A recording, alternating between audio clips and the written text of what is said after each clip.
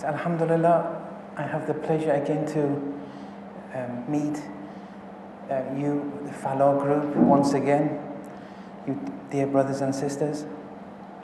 And Alhamdulillah, this is an opportunity for me to share a few moments with you. Inshallah, during the next 1 or 2 weeks, I want to go through a book written by Ayatollah Hassan Zada Amoli, and it's called Lessons in Ma'rifatun Nafs. Lessons in acquiring ma'rifah, gnosis of the soul, of something inside you, of the self.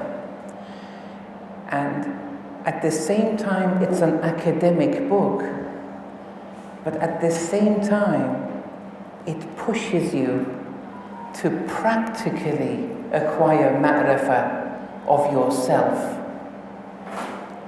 For example, in lesson 70-something, he says we're approaching the neck of the mountain. After going through certain proofs, he says we're approaching the neck of the mountain. Soon you're going to realize something. So this book is both academic but also practical. It shouldn't only be academic. It has to have practical implications. If you try and digest, this book has 153 lessons. Each lesson I'm just going to give you a summary of. Each lesson lasts between 10 to 15 minutes. So I may go through 4 or 5 lessons tonight, inshallah. But then you have to keep on going through these lessons. Try and see what he's trying to say. Try and digest it. At the end of the day is recognition of yourself, which is the destination here.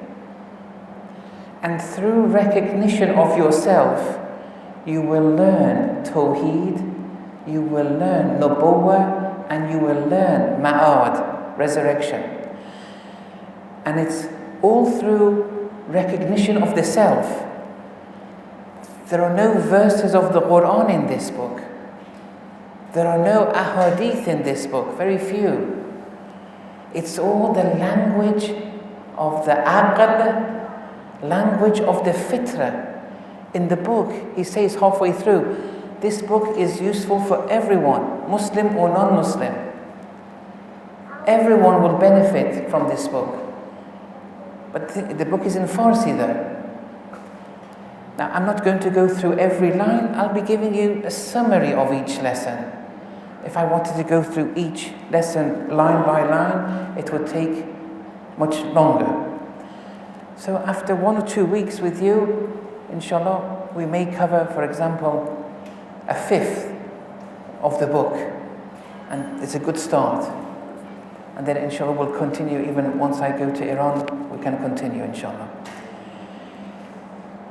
So that's what we are hoping to go through, inshallah. Now, as an introduction, though, in this first lesson, I won't start the first lesson, just an introduction for you to understand the importance of this book that we want to study. I want to refer to one of Imam Khomeini's letters he wrote. He wrote this in the 80s. You know, when this was written to the then president of the Soviet Union, Gorbachev. But in this letter, he gives a protocol of how to learn Islam. When someone, especially a non-Muslim, wants to understand Islam, Imam Khomeini gives an instruction, a prescription. It's only part of the letter. The letter itself is a very deep spiritual and political letter. Now I want to read part of this letter. Many of the Marajis today also have written letters for the youth, for example. The youth in maybe Europe, in North America, Muslims or non-Muslims, you see many of the Maraji, they've written letters. Some of them are very basic instructions, like do your salat and basic things. Some of them have written a bit extra, asking the youth to scrutinize their own history. For example, the youth in America, for example, Ayatollah Khomeini in his letter said, scrutinize your history. See what your forefathers have done. That's a prescription too. That's a socio-political prescription. But most of the letters written are very basic letters. But this socio-political instruction is something very important if you do scrutinize the forefathers of America. Because if you are honest and scrutinize it with no bias, you will see that your forefathers, speaking to the youth in America, for example, they've ethnically cleansed populations in Canada, in America, in Australia. They've cleansed the indigenous populations. Their forefathers have usurped land there. Look, if they were to come to such a conclusion, when you usurp land, it has implications in the Sharia. You can't do salat there. You can't build a house there. You never, let alone a mosque. You can't do many things anymore. It's all haram. All your ibadat will be problematic. So you see, in Ayatollah Khomeini's letter is indirectly saying, scrutinize what your forefathers have done. But this letter from Imam Khomeini has the basics, has the socio-political, but this one segment, he gives a prescription of if you want to understand Islam, tell your scholars, those of the Soviet Union, this is the way. I haven't seen any Marja do this. And the reason is because most Marja are experts in the Sharia. That's it. That's the definition of a Marja. Whether they are an expert in Tawheed, in Aqa'id, no. They may be, they may not be. Naturally, they know the basics of Tawheed and everything. But whether they know the depths and have ijtihad of Aqa'id, no. Imam Khomeini was one of the very few of the Maraji who had expertise in different fields. Imam Khomeini writes this, and he's telling this, addressing Gorbachev, but is speaking to those in the West who want to know about Islam.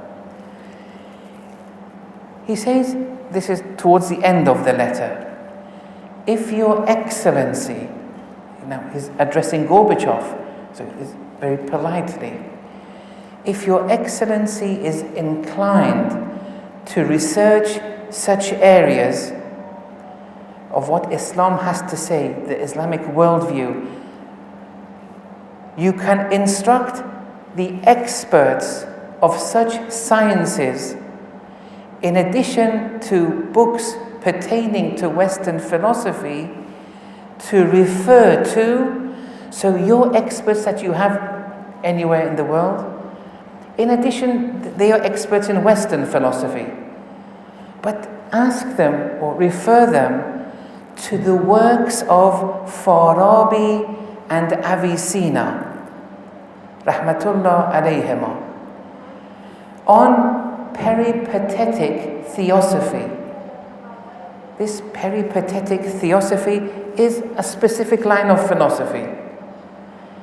He says, tell your scholars to learn about Farabi and Avicenna. Then Imam says, why? Why should those in the West learn the works of Farabi and Ibn Sina? He says, so that it becomes apparent to them that the law of cause and effect, upon which all forms of knowledge is established, is an intelligible, not as sensible. Intelligible is a rational concept you rationalize in your mind. Sensible is something pertaining to the five senses. The law of cause and effect is an intelligible, is not as sensible. And furthermore,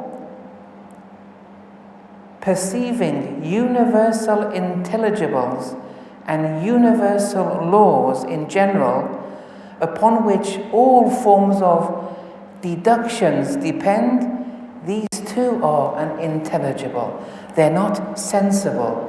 So here it's saying, look, in the Islamic worldview, we don't limit ourselves to the sensibles, that which is pertaining to the five senses. Our worldview is based on things which are intelligible. They're rational concepts. Rational concepts you can't sense with the five senses. There's something outside the five senses. So look, these are all, it's pushing one in a particular direction. And also refer to the books of the third scholar, Suhrawardi, on illuminationist theosophy. Although I don't want to go into these definitions right now, I just want to I want you to be attentive to the main message here. He says, also learn about Suhrawardi and have your experts explain to your excellency that any physical thing is wholly dependent on and in need of pure light. And this light not being sensible, not pertaining to the senses, but every physical thing is wholly dependent on pure light. Light is that which is self-disclosing and discloses others. Now here, it's a particular term. It's called light, but not the light with photons and everything. That's a physical thing. And then he says, and for your experts to explain the inner perceiving and witnessing of man's essence and reality, and that this is outside the jurisdiction of the senses. With Suhrawardi then, we want to learn that everything is dependent on light. Now what this light means, we have to go through.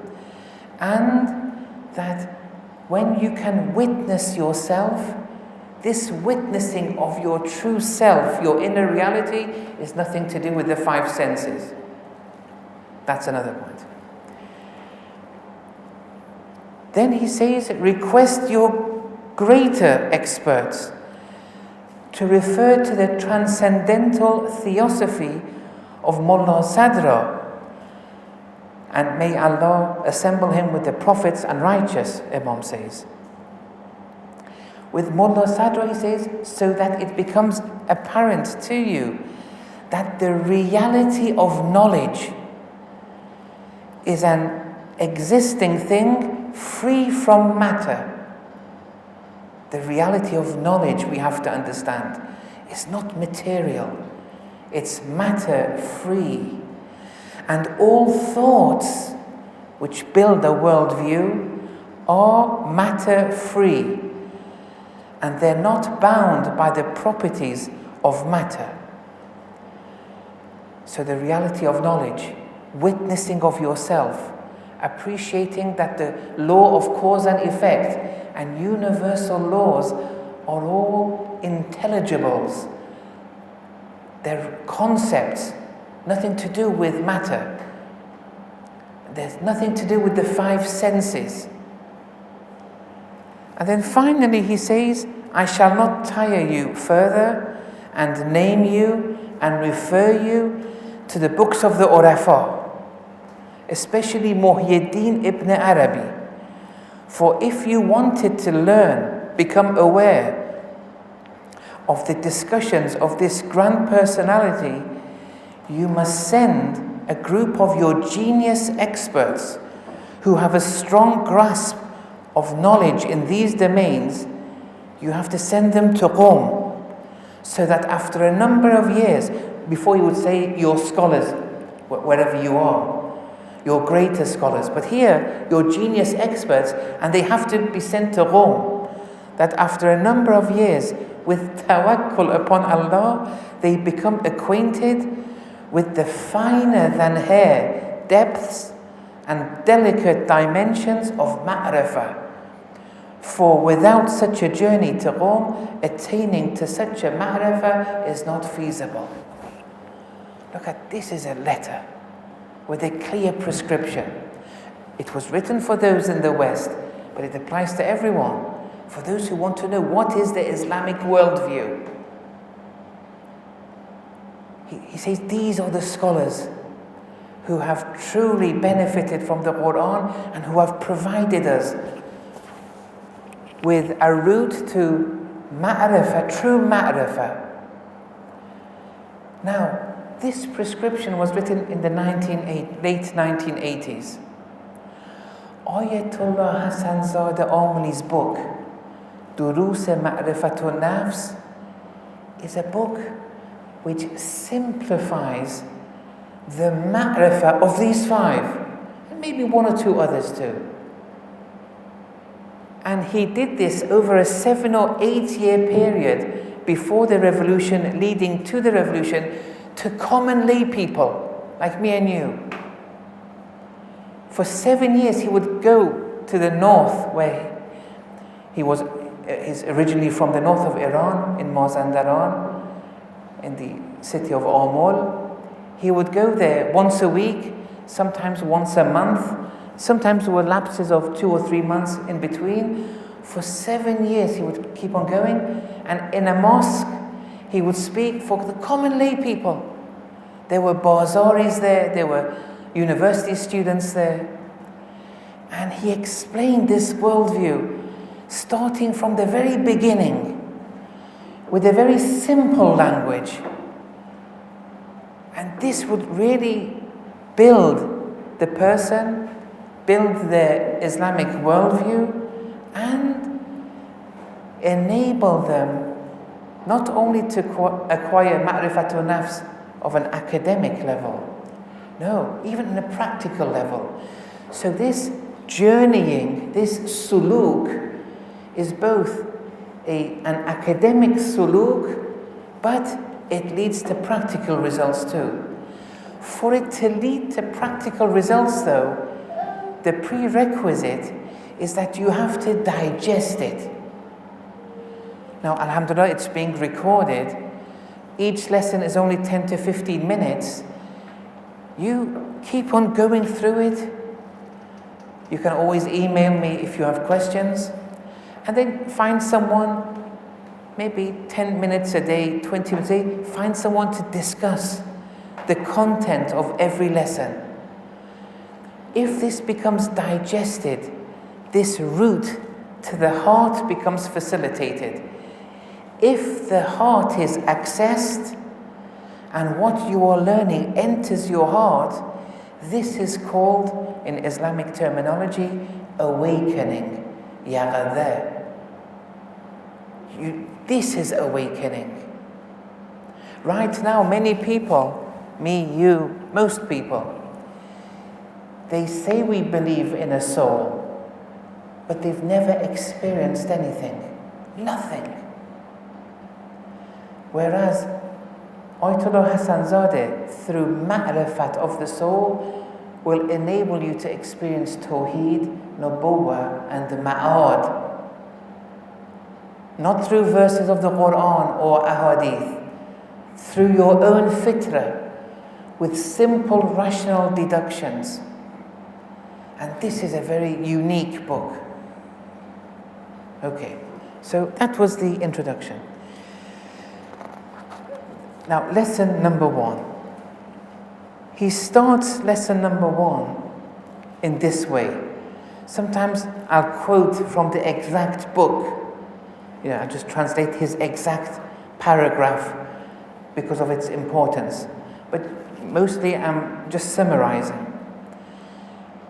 He says it is existence which is that which we perceive.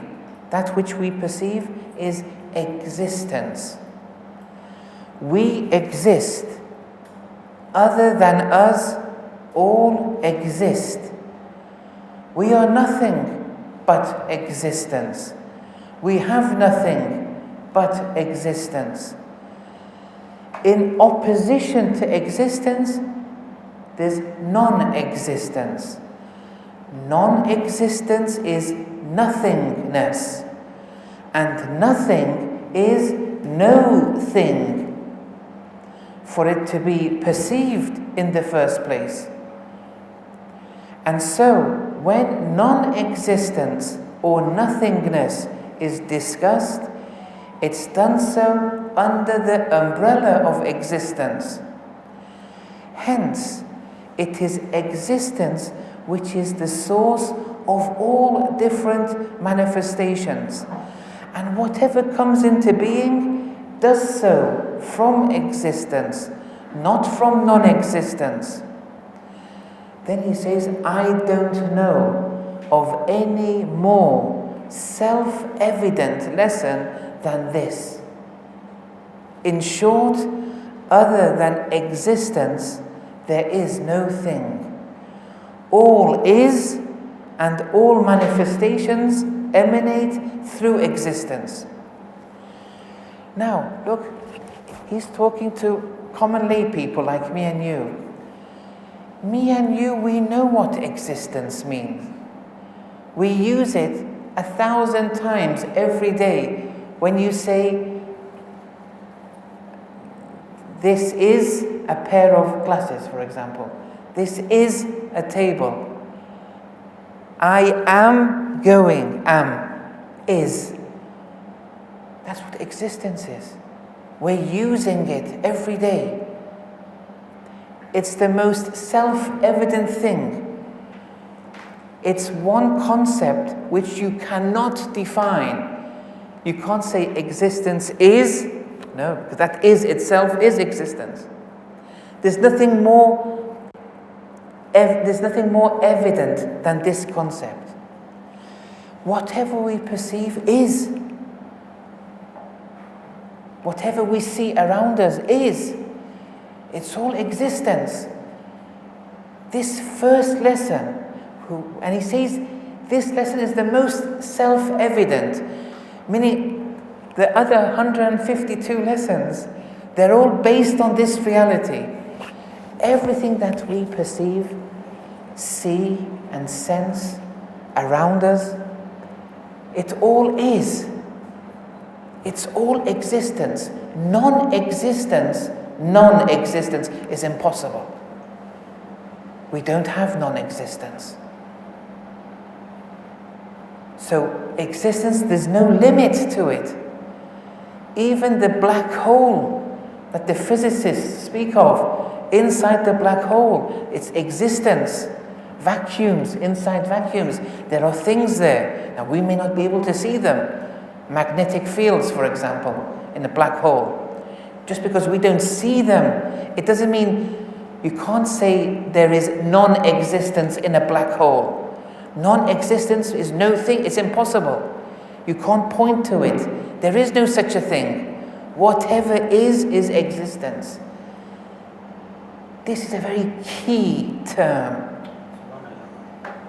And he starts with this term, with existence. So, no place, no area, there's nowhere that you can point to and say, this is existence free. It's impossible. It's impossible. Nowhere. And this means existence has no end. You keep on going. You won't come to a signpost saying, this is the end. From here, there's nothing. No. Even go backwards. There's no beginning. You keep on going back. There's no beginning. Existence has no beginning. Keep on going back. You won't see it's all started at this point. Before then, it was no thing. because nothing is impossible. Non-existence is impossible. All we have is existence. This has to be digested. So, when there's no end, it means existence is infinite. Because you keep on going, there's existence. And no place is existence free. This existence keeps on going, it's infinite. If it's infinite, there has to only be one existence. This one existence has no end, no beginning. It's infinite. So, the moon that we see, the sun, plants, animals, these are existing things. But they do have a beginning and an end. It was born at this date. It died at this date. The body will decompose. These are all manifesting that one existence, which has no beginning, has no end. Now, if you don't understand this part of it, don't worry. Very slowly, we'll go step by step. Right now, I want you to understand that we have something called this existing thing, animals, plants, moon, sun, but they're manifesting pure existence. This pure existence will take time for us to digest. But we start with existing things. But these existing things are wholly dependent on something. In any case, these existing things now around us, we look at the sun, the moon, plants, animals, stones, microphone, pair of glasses, human beings, different human beings, these are all existing things. These existing things, when we just deliberate over them, just think a little, we see they're different to one another. They vary. Some are more noble than others. When you look at a stone, well, it doesn't move. It has a size, shape, weight, color, but it doesn't grow or develop in a serious manner. It's very rudimentary. When you look at a plant, you see that also has color, size, shape, but there's some development, there are some extra functions it has, like metabolism, like producing, growing, excretion. This plant is manifesting more attributes of perfection. The stone also had certain attributes, but the plant, yes, it's manifesting more attributes. Look, this is, you Muslim or non-Muslim, you understand this.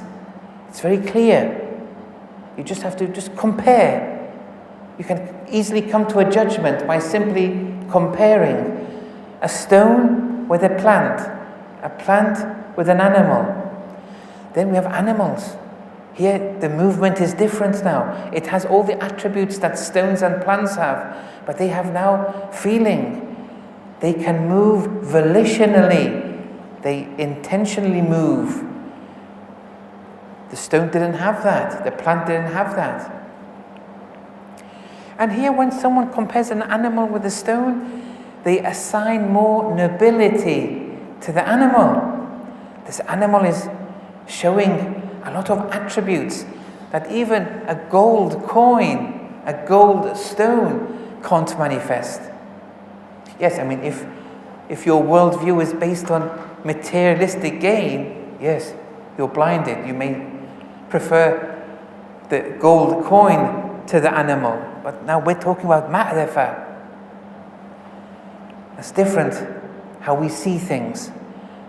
We appreciate that this has more attributes, this animal, that it's manifesting these attributes. We assign more importance, more nobility to the animal compared to the plant, compared to the stone.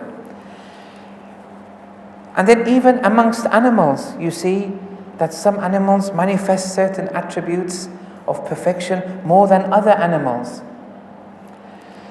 And then the one class of animals, one species of animals, or the human, the Homo sapiens, the human species? Amongst all the animals, why do we give most nobility?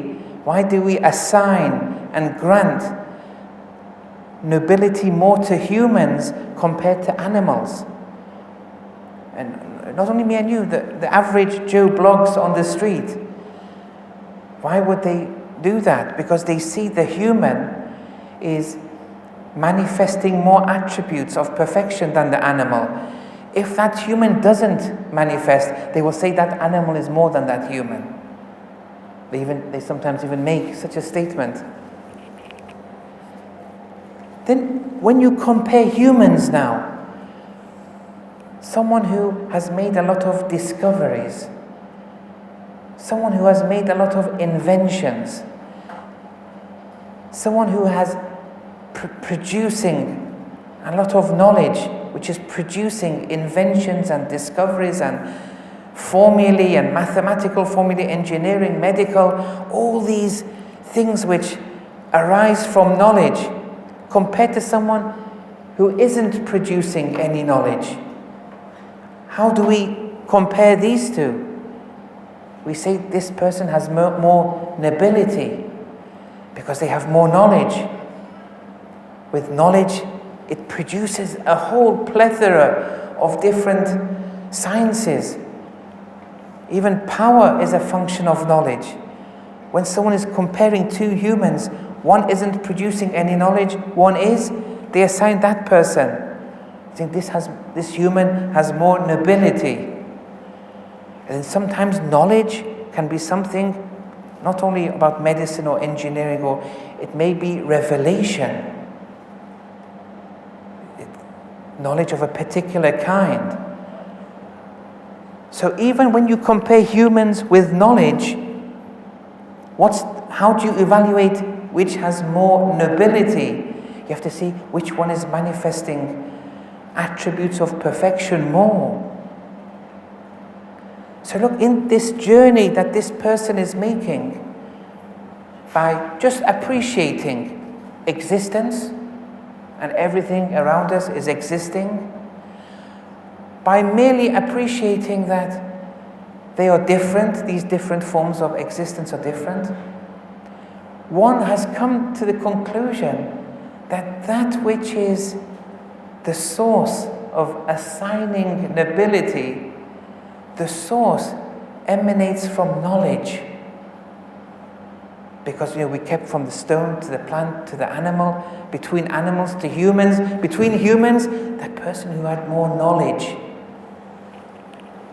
Everything else seemed to have emanated from knowledge. And the Mullah said, remember in Imam Khomeini's letter, we have to understand what this reality of knowledge is. Whatever it is, it's that which is giving more nobility to this creature compared to that creature.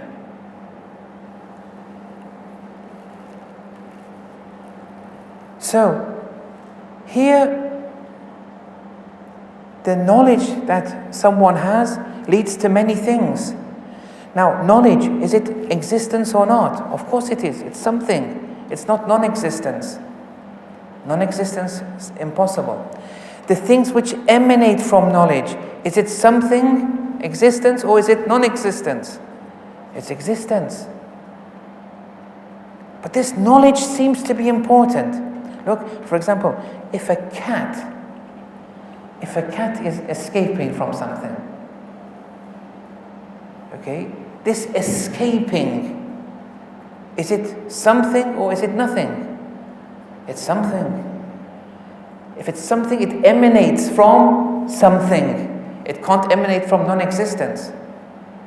This escaping of the cat, this attribute, where is it emanating from? Is it from inside the cat or outside the cat?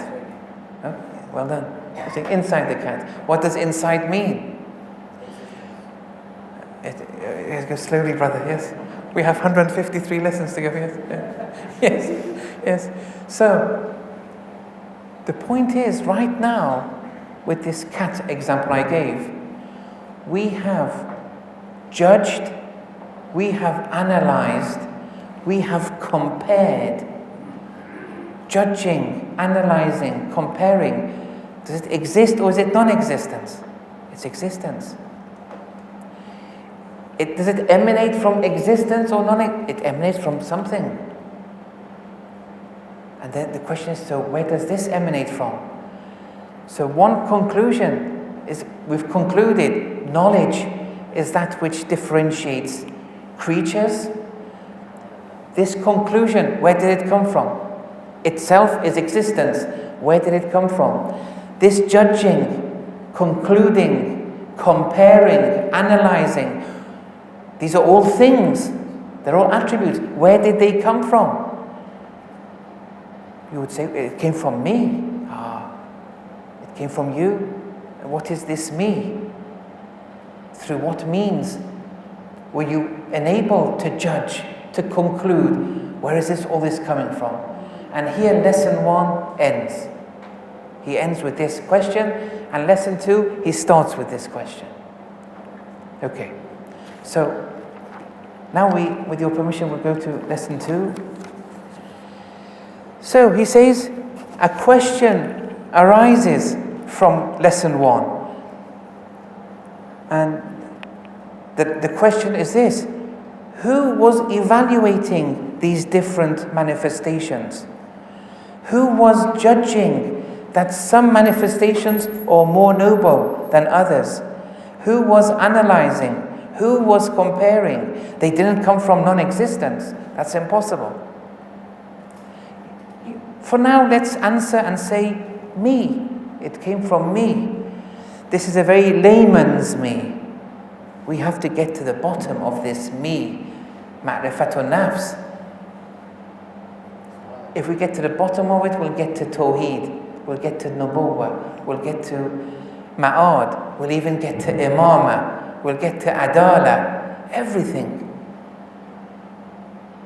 So for now, if they say, where did all this concluding and judging, and you say it came from me, it's a concise me. We don't want to get too deep right now. Okay, it came from you. Then he's asked another question. Tell me, what X instrument, X meaning any given, what X instrument was judging, was analyzing, was concluding and comparing? Because first, comparing, judging, these are all attributes, they exist. And if they exist, they have to come from existence, because non-existence is impossible. So let's explore. Okay, you say it comes from me, this me, okay, we'll leave it on the side for now.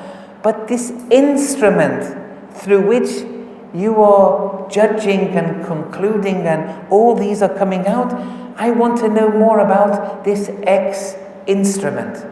Ayatollah Hassan Zadeh is going through it through questions. So here there are two things he's introduced. Me, these attributes come from me, and this instrument through which we judge and conclude and compare. Is this instrument outside me or is it inside me? It seems to be inside me for now. But being inside may have different meanings. Is it like water being inside a glass? Is it like a meaning being inside a word? What does being inside mean? That's another question we have to come. All these are all questions which build upon this ma'rifatun nafs. If it's outside me, how is it working in coordination with me? If this X instrument through which these attributes are coming, how is it working in coordination with me? And then, who am I? What is this me for X to be outside me? This X instrument, so what am I then? What is me for this X instrument who is judging and everything to be outside me? And if it's inside me, is it a physical inside me? If you say no, it's not a physical inside, so what other insides can we conceive of to see how is it inside me? If you say, no, actually it's physically, this X instrument is physically in you, then the question is, which limb, in which organ? Look, judging, concluding, evaluating, this comes, you're saying from me. You say it's inside you. We haven't explained what me is. We haven't gone into the depths of what inside means. But now you're saying it's inside you physically. This judging, explaining, concluding. In which physical limb is it? Is it in a physical limb or not? If you say it's in a physical limb, like your brain or your heart, if you say that, so what if I die? When I die, all my limbs are still intact from the moment you pass away. The limbs are all there. The physical intactness of all the limbs are still in place. And if that's the case, when on death, this me, do I still have X? That X which I would judge and conclude, do I still have it? Can a deceased person judge, conclude, evaluate? Of course not. So it means they don't have X. Whatever was to do with the body has nothing to do with X. If X was inside a physical limb, okay, what about after death? What is missing here? Before death, you would judge, conclude, make all these attributes. You say it's from me. You say it's inside a physical me. It's in an organ. It's in a limb. Well, that organ and limb is still there when you die, before it decomposes from day one. Why is the judging, concluding, evaluating, has it stopped? You said it's inside the body. So how do we explain this? A deceased person, do they judge? So what exactly happens on death? What's happened to that X instrument on death? What's happened to me after death? But now we're focusing on this X instrument because we used to judge and analyze and evaluate with it. What happens to this X instrument after dying? Does it become non-existent or does it exist? Yes, mashallah, well done. Because non-existence is impossible. You can't say it's non-existent. We don't have anything non-existent. But it may decompose into another, something else. Is that the case or not?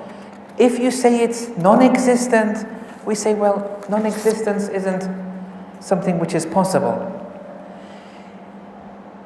If you say, no, non-existence, no, but it's decomposed, it's perished now. It hasn't become non-existent, it's now perished.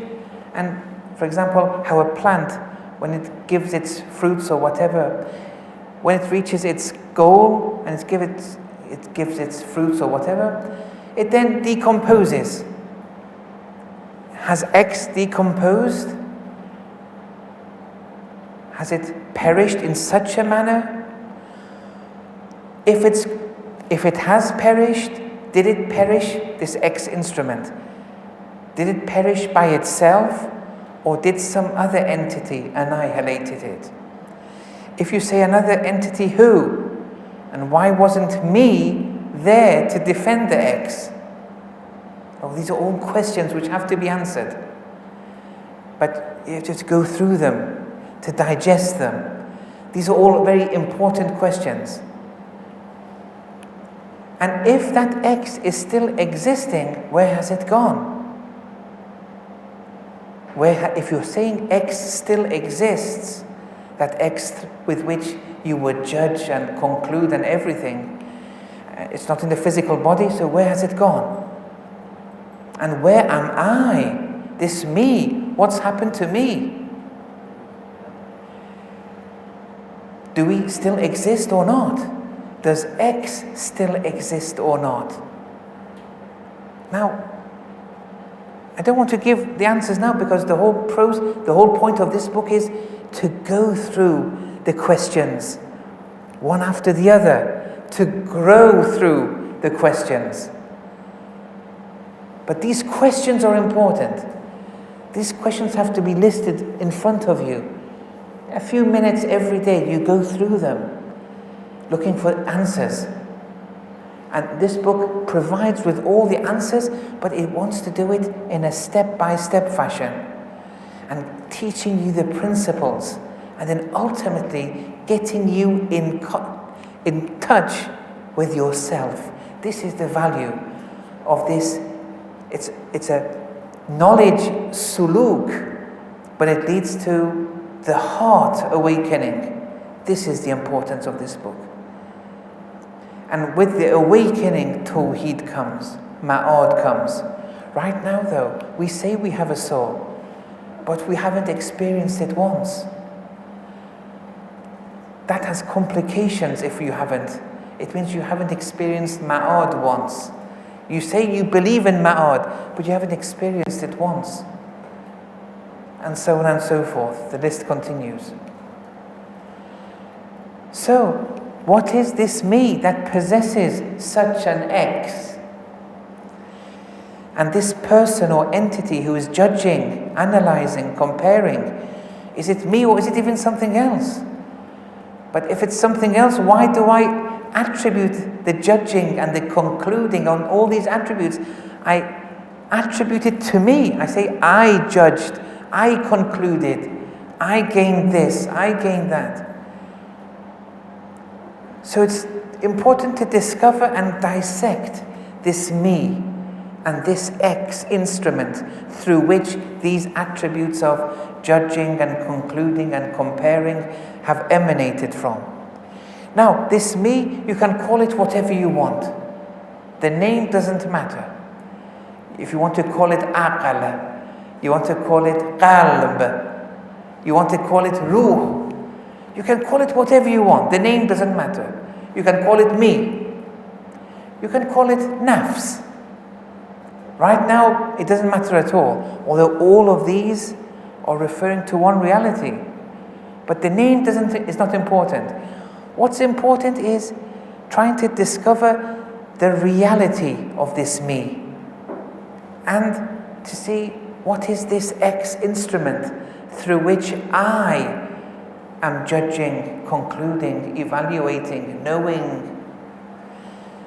So we want to know, what is this me? The stuff that it's made out of. What is this me? Where did it come from? Where is it going? What is its objective? What is its goal? And then he says, Ayatollah Hassan Zadeh, we have to see how burhan and deduction, where our deductions will take us. But these are the questions we have to try and dissect. And here, lesson 2 ends. With lesson 3, each lesson it continues from the end of the previous lesson. So he says, there was a me, and everyone here accepts that there is a me. Now what it is, we have to explore. But we said this me, it has this instrument, this X instrument, which judges, analyzes, compares the surrounding things which were around us. Here Ayatollah Hassan Zadeh says, let's stop here. Let's take a break. Before we continue further, something else has to be sorted out. Let's not go too fast. He says something else we have to sort out. And that is that which we perceive around us. Are they real? Does this the external world that we are living in, does it bear any reality? Is it on a par with reality? Does it exist? Or is it just a mirage, like manifesting water and then when you get there, there was no water. These things, is it just a mirage, the things that we see? This is because there was a school of thought more than 2,000 years ago. They were called the Sophists, sophistry. And these Sophists, they said, everything around us, nothing is real. Nothing really exists. It's not on a par with reality. It's like a mirage. It's just an illusion. It's like a dream. Now, okay, you're right to say that your innate nature acknowledges that it's not an illusion. But still, we have to answer this query if it comes up. It has to be answered.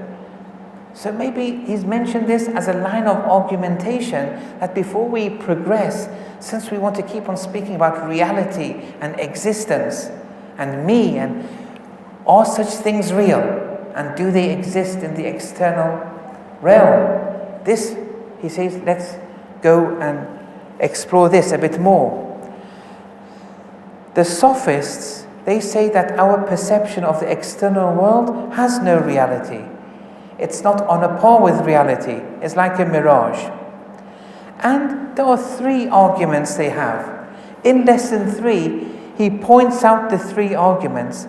In lesson 4, he answers them. And I'm just giving a summary of these lessons. So this is how, these are the Sophists' proofs for we don't have anything real around us. It's all an illusion, like a mirage.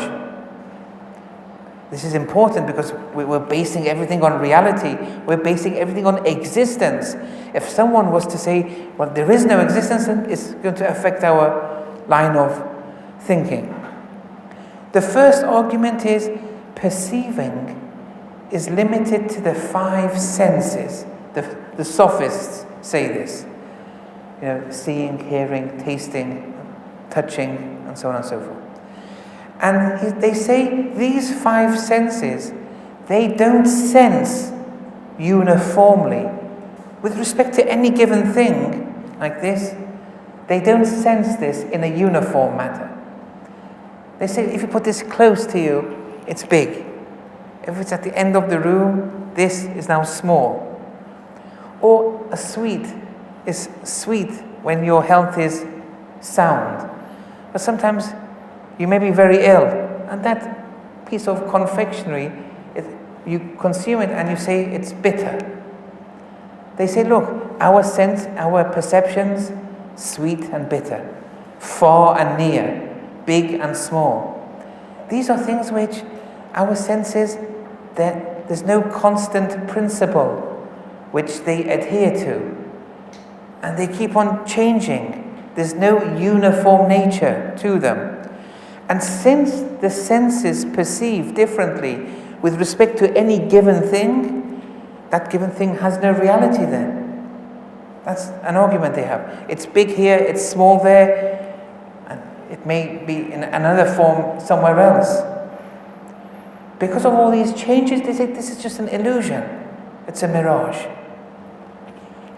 The second argument, although this is not really an argument, it's more like an analogy. They say what we perceive around us is like a dream. That the dreamer is certain of one's dream, but that which is dreamed, when you wake up, you see it was all non-real. It wasn't real. And it turned up having no reality, that thing which you were dreaming. But you thought it was real. You woke up, then you saw it wasn't real. They say, yes, what we're perceiving around us too, it's all a dream. That's the second. The third, now since Ayatollah Hassan Zadeh has brought this, I want to be as loyal as possible to the lessons, so that you be rest assured 95% of every lesson, the content I'm transferring to you. But sometimes he does enter certain details. These sessions were given, to normal people. And then later, after a number of years, he himself wrote a summary of those lessons.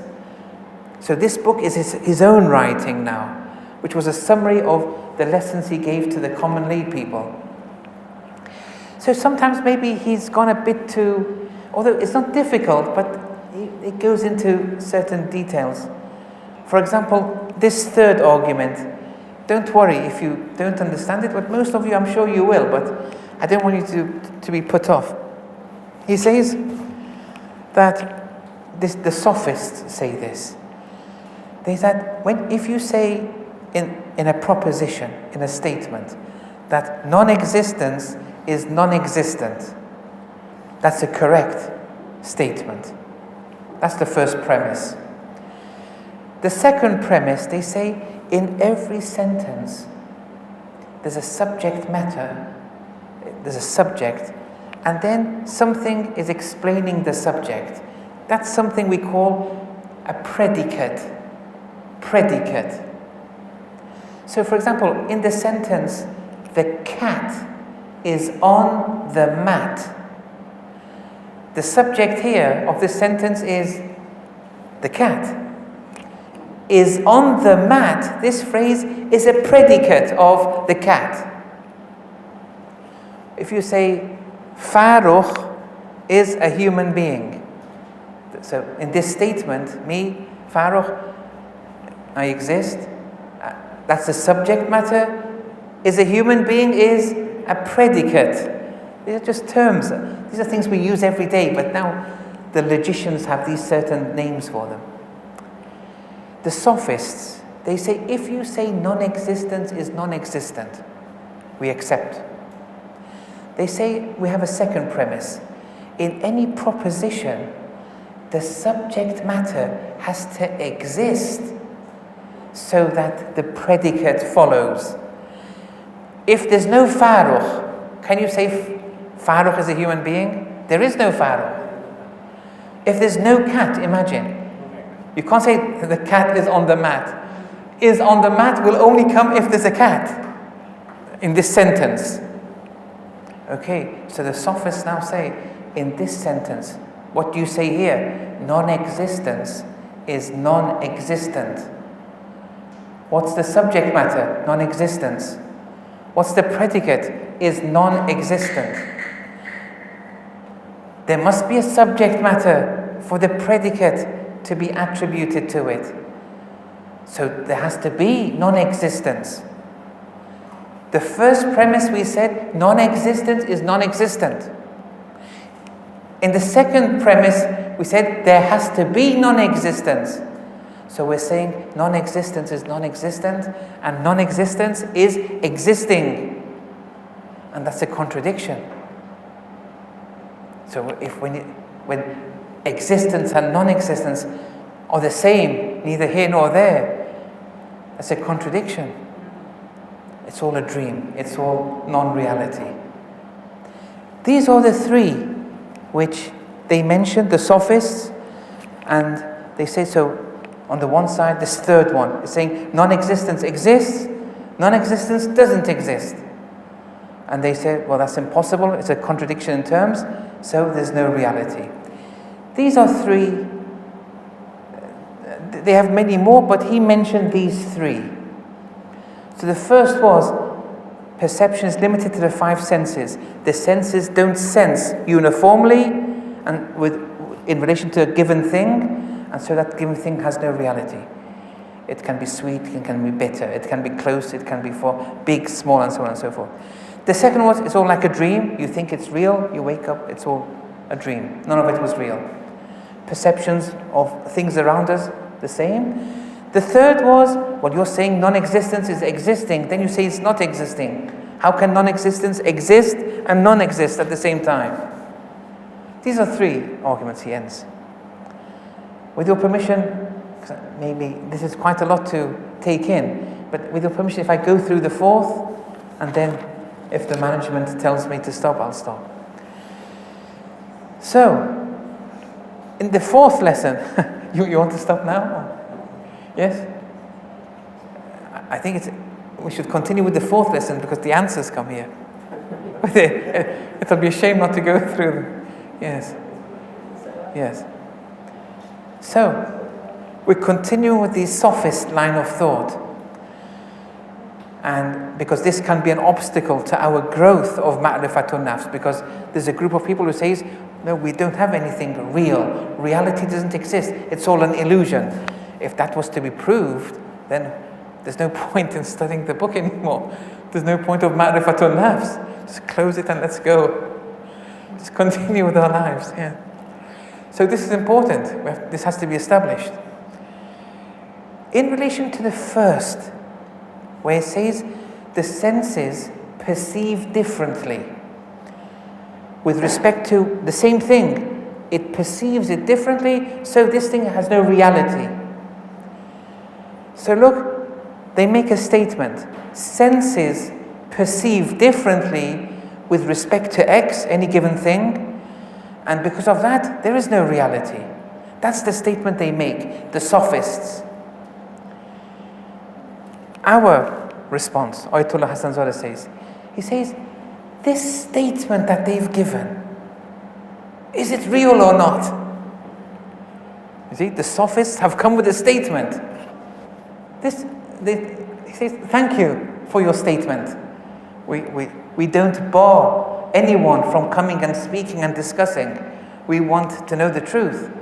We are followers of the truth. But this statement of yours, that senses perceive differently with respect to any given thing, therefore there is no reality. The statement itself, is it real or not? If they say, yes, this statement is real, because they want to say there's no reality. If they say, no, it's not real, they've lost the plot. But if they say it's real, if they say this statement of theirs is real, so there does exist some reality.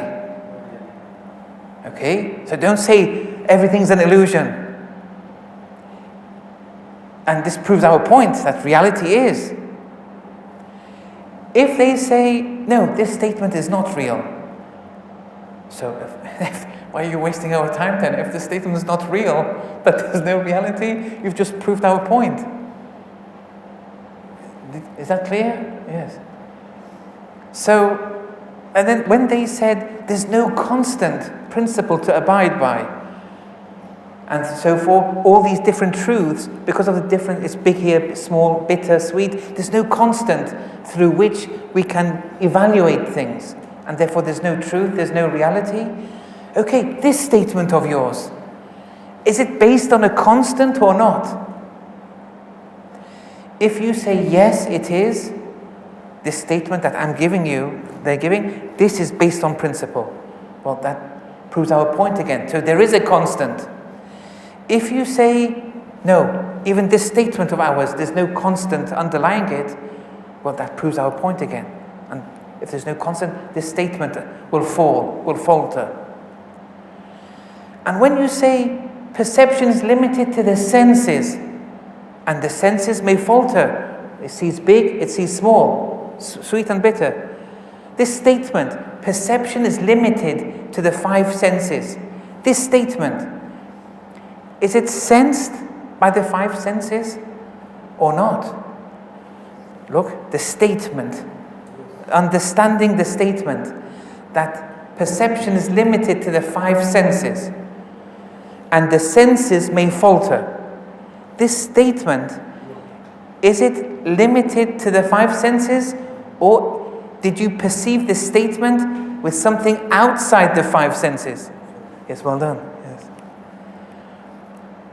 And if you say that this statement was perceived by the five senses, which sense? Did you smell it?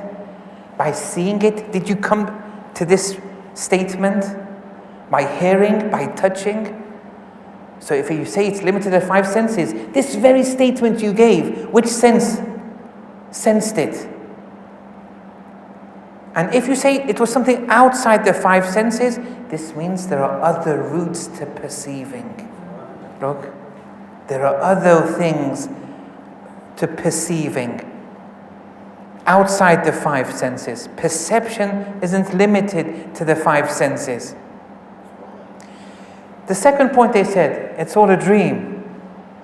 And whatever we perceive is all a dream. This statement where you say it's all a dream, the statement itself, is that a dream or not?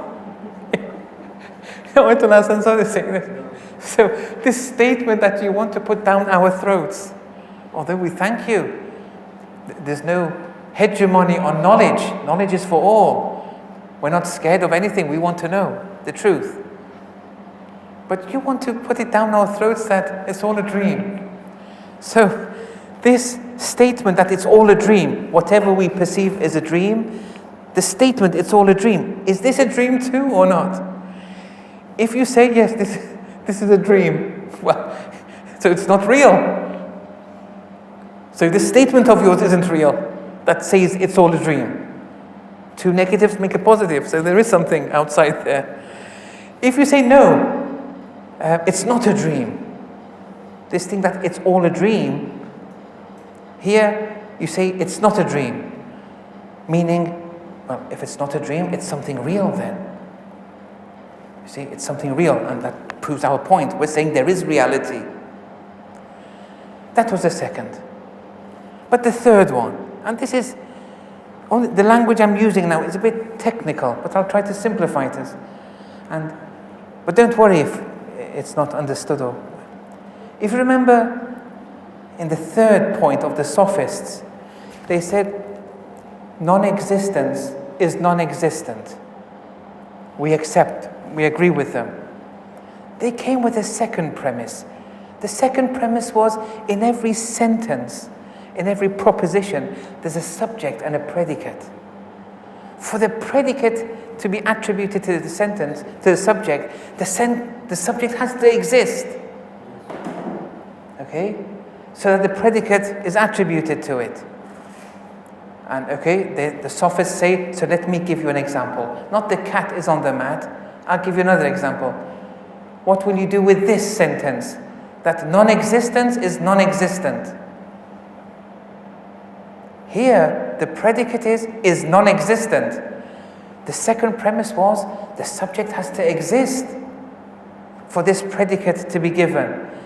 So you're saying non-existence has to exist for the predicate to be attributed to it. So you're saying in the first premise, non-existence is non-existent. In the second premise, you're saying the subject has to exist, which is non-existence. So you're saying non-existence exists and it doesn't exist. That's a contradiction in terms. There's a contradiction in terms. How can that be? Nothing is real then.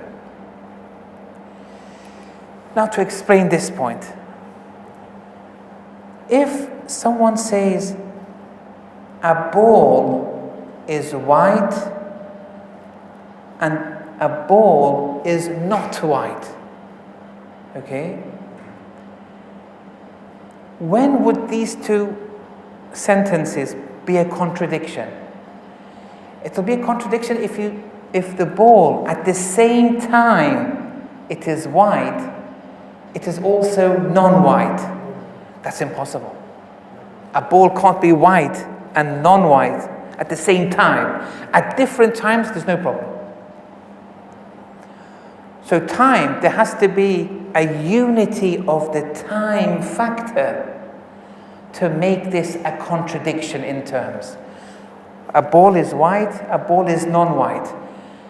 For this to be a contradiction in terms, that the ball is white and non-white, for this to be a contradiction, the time has to be at the same time. Otherwise, there's no problem with the ball being white today and being not white tomorrow. So unity of time is important for this sentence to be a contradiction in terms. Remember, the Sophists say non-existence is non-existent, non-existence is non-existent, and they say this is a contradiction in terms. Okay, we're getting there slowly. Also, a ball is white and a ball is non-white. It's a contradiction in terms if it's at the same place. Otherwise, if it's two different places, it can be white in one place, it can be non-white in another place. That's also possible. I won't tire you. There are 8 of these criteria. I can't remember all of them either. But there has to be unity of time, there has to be unity of space, so that these two sentences, a ball is white and a ball is non-white, to be a contradiction. Now, here, the first sentence the Sophists used was non-existent is non-existent.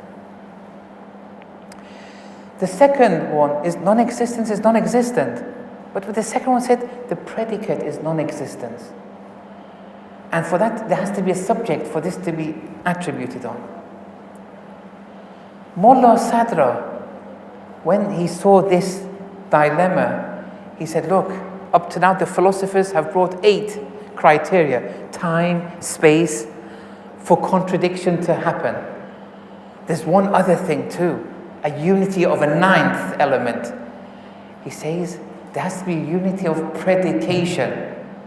Predication is when the cat is on the mat. This on the mat is a predicate of the cat. Okay? Or Faroukh is a human, is a predicate of the subject matter, Faroukh. Mullah Sadr says we have 2 types of predication. There are 2 types of predicates. It's only when the 2 sentences have the same predication that there will be a contradiction in terms. Otherwise, there will be no contradiction. Now, I want to explain to you what these 2 forms of predication are by giving you simple sentences. If you say Faroukh is a human being, this kind of predication, they call it the commonly used. It's used by the common lay person a lot. Faroukh is a human being. Or this piece of material is a microphone. Or this kind of thing. Here we have a subject matter, Faroukh. We have a predicate, is a human being. These 2, are they Faroukh and is a human being? Conceptually, are they the same? Or no, it's 2 different concepts. It's different. Faroukh has one meaning, is a human being has another meaning. Okay? But you make this sentence, Faroukh is a human being. This kind of predicate, where the proposition has 2 parts with 2 different concepts, is called a commonly used, the layman's predication, or a laity predication, where you have 2 different concepts, and the second is predicated onto the first. So the cat is on the mat is this kind of predication. But we have another kind of predication. This is called a primary essential predication. I'll explain what it means. Primary essential predication. They do this in the seminaries, in logic they go through this. Yeah. So it's a good revision for me too. Sometimes you say, humans are humans. A human is a human. Okay, now here, these 2, a human subject is a human predicate. These 2 parts, are they conceptually the same or are they different, like Faroukh and a human being? They're the same. Human is a human. Yeah, so human is one concept, and you're saying it's a human is essentially the same. A primary essential, the essential part of it becomes, because both parts is the same thing conceptually. Now if I say humans are talking animals, okay, you've just defined a human there. So conceptually it's the same again. But instead of saying humans are humans, you're saying humans, you've explained it a bit more. But conceptually, a human and a talking animal is the same thing, conceptually. You just defined it. So here, yes, a human is a human. A human is a talking animal. But the predicate, yes, is a form of predication here, is a talking animal, is predicated on the human. But here it's the same as the human. That's why we call it an essential predication. That's one. And we call it a primary essential. Primary is when you look at the subject matter and when you look at the predication, you acquire yaqeen immediately.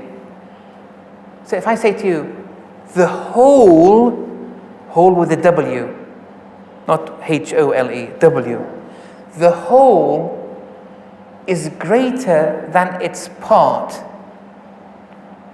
Okay? So the subject matter, the whole. Predication is greater than its part. When I tell you the whole and its part and the sentence, you acquire yaqeen immediately. You don't think about it. It's one of the primary forms of knowledge we have.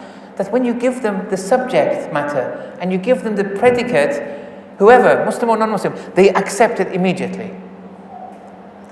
Now here, a human is a talking animal. That's also very quickly one understands it. They acquire yaqeen. But here, this form of predication, the subject matter and the predicate, they're the same conceptually. So sometimes the subject matter and the predicate are the same conceptually, sometimes they're different, like the cat and the mat. So we have two forms of predication here. Now, let's look at what the Sophists said. Non-existence is non-existent. Do we accept this statement? We say yes. Which kind of predication was this? Whoever answers this, they've understood. Non-existence is non-existent. Which one is it? I can't hear. Yes. Primary. It's a primary essential. The concepts are the same there. Okay? But the second, the Sophists said, so that's a primary essential. In the second state, when they said non-existence is non-existent, then they said, well, there has to be a subject matter so that non-existence can be predicated on it. There has to be one. Whereas you said, as a primary essential, non-existence is non-existent. Here you say, there has to be a subject matter for this to happen. This is where they fall. Because when you say the cat is on the mat, yes, there has to be a cat. For is on the mat to be predicated on it. But when you say non-existence is impossible, you can never develop a commonly used predication. So here the form of predication is different. So don't say, well, non-existence is existing and it's non-existing. It's existing in this commonly used predication, whereas the first one was a predication of a primary essential type, but the second one was a commonly used one. When you say the cat is on the mat or Faroukh is a human being, Faroukh is one application of that human being. This is a commonly used predication. It's not a primary essential predication, but there has to be a Faroukh there. But you're using a commonly used predication and there is no non-existence. We're saying it's impossible for you to make it in the first place. So Mawlana Sadra says there's no unity of predication. You want to make a commonly used predication. Your first sentence was okay. It was a primary essential. If your second was a primary essential too, you would be right. But the fact is, if you have two primary essentials, both are saying non-existence is non-existent. You cleverly, or by mistake maybe, erroneously, for this second form, they said non-existence is non-existent, so there has to be non-existence for this.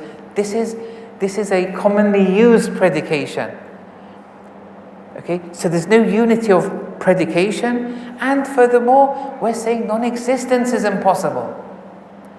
So that was the answer to the third. Okay, I think I've tired you here somewhat. وصلى الله على محمد وعلى الطاهرين. Yes. Although the fifth lesson is very short. If you want, I can go. There's another group of people that they say, in addition to existence and non-existence, we have a third reality. We have a third reality. And they want to put that down our throats now. And then Oytul Hasan just answers that very quickly. It only takes 5 minutes, I think, but yes. So yes, these have to be digested. If you really make notes and go through them, But the questions he raises, always have them before you. Even when you're driving to your, car, this me, this X, what is it? Where is it going? Where did it come from? He gets to the answers to these. Not through Quranic verses, not through ahadith, all through the aql and our innate nature. And he says, you Muslim or non-Muslim, he says everyone will accept it. He says the only people who don't accept it are the Sophists, because they say it's all a dream. Yes. If there are any questions, I'm at your service, yes.